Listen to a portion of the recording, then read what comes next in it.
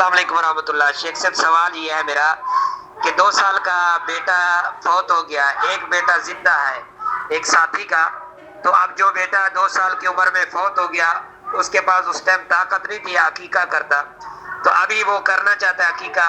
جو زندہ ہے اس کا بھی عقیقہ کرے، جو فوت ہو گیا کیا اس کا بھی عقیقہ کرے؟ یہ کفایت بھائی یہ سوال کرتے ہیں کہ ایک شخص کا بیٹا بچپن میں فوت ہو گیا 2 سال کی عمر میں، اور ایک بچہ اب پیدا ہوا ہے، تو اس کا عقیقہ کرنا چاہتا ہے، تو کیا جو بچہ پہلے فوت ہو چکا تھا 2 سال کی عمر میں اس کا عقیقہ بھی کیا جائے گا؟ دونوں کا اکٹھا عقیقہ کیا جا سکتا ہے، یعنی فوت شدہ بچے کا عقیقہ کیا جا سکتا ہے زندہ بچے کے ساتھ؟ اس کا جواب یہ ہے کہ جی ہاں کیا جا سکتا ہے۔ اگر کوئی بچہ فوت ہو گیا، جب وہ فوت ہوا یعنی جب وہ پیدا ہوا تھا اس کے 7ویں دن والدین کے پاس استطاعت نہیں تھی اس کا عقیقہ کرنے کی، بعد میں پھر وہ تھوڑا سا بڑا ہوا اور فوت ہو گیا، تو اب دوسرا بچہ پیدا ہوا ہے تو وہ پہلے بچے کا بھی عقیقہ کرنا چاہتے ہیں، تو کیا ایسا کرنا درست ہے؟ بالکل ایسا کرنا درست ہے، کوئی حرج نہیں ہے۔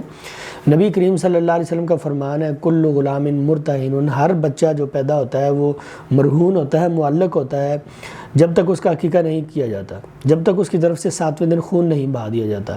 تو 7ویں دن عقیقہ کرنا یہ مشروع ہے، اس کا نام رکھنا یہ مشروع ہے۔ اگر کوئی 7ویں دن نہیں کر سکتا استطاعت نہ ہونے کی وجہ سے، تو چونکہ بچہ معلق رہتا ہے، چونکہ بچہ مرہون رہتا ہے، تو چاہیے کہ بعد میں کر لے، بعد میں جب انسان کے پاس استطاعت ہو، مال آئے اور وہ بچے کی طرف سے عقیقہ کرنے کی طاقت رکھتا ہو، تو اس کو چاہیے کہ وہ بعد میں عقیقہ کر لے، اور فوت شدہ اور زندہ دونوں بچوں کا وہ عقیقہ کر دے۔ فوت شدہ بچے کا عقیقہ کرنے کی وجہ سے اس کو اجر اور ثواب ملے گا،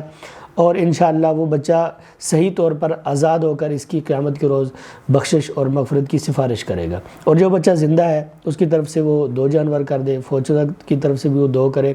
کیونکہ نبی کریم صلی اللہ علیہ وسلم کا طریقہ اور آپ کی سنت یہ ہے کہ آپ بچے کی طرف سے 2 جانور اور بچی کی طرف سے 1 جانور کیا کرتے تھے۔ اور ان جانوروں میں قربانی والی شرائط تو نہیں ہے، لیکن کوشش یہی کرنی چاہیے کہ جو چیز اللہ کے راستے میں قربان کی جا رہی ہے وہ اچھی ہو، وہ بلا عیب ہو، وہ تندرست و توانا ہو، اور وہ عیوب سے خالی ہو۔ تو اس طرح کا جانور کوئی بھی آپ 2 جانور لیں، 1 بچے کی طرف سے، 2 دوسرے بچے کی طرف سے، اور ان 4 جانوروں کو آپ اللہ کے راستے میں قربان کر دیں، آپ کے لیے درست اور جائز ہے۔